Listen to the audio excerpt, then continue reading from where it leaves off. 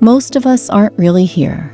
We breathe, we walk, we talk, but inside, we're somewhere else.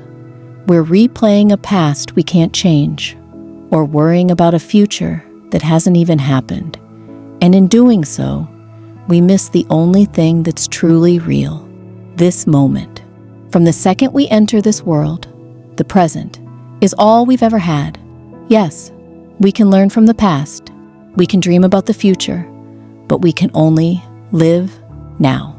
And yet, so many of us live disconnected from it. We rush, we overthink, we go numb. But what if there was another way? What if you could awaken in your own life? Fully present, fully alive. This is where mindfulness begins. But let's be clear, mindfulness isn't some mystical trend. It's not reserved for monks or yogis.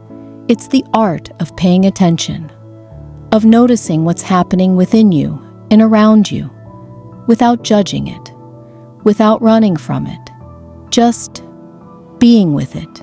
It's the opposite of autopilot, the opposite of distraction. It's the radical act of showing up. Because when we don't, here's what happens. We miss beautiful moments.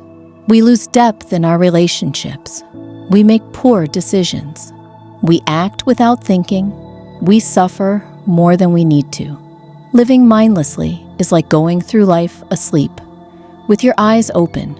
Mindfulness, instead, invites you to wake up, to breathe, to notice, to choose.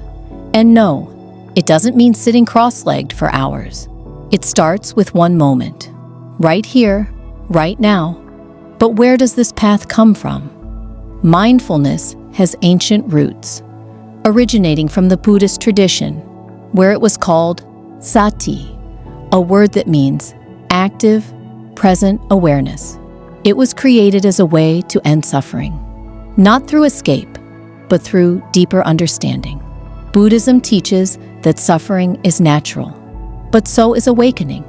The path is known as the Eightfold Path, a way of living mindfully, truthfully, and compassionately. And at the heart of it is right mindfulness, what we now simply call being present. Today, mindfulness has found its way into modern life through psychology, medicine, education, even business and sports. But beyond techniques and trends, what really matters is that you begin your own journey, a journey back to presence, back to yourself, back to now. This is not about fixing yourself. It's about remembering who you are when you stop running, when you sit with yourself, when you unfold into the present. Welcome to Mindfulness Unfolded.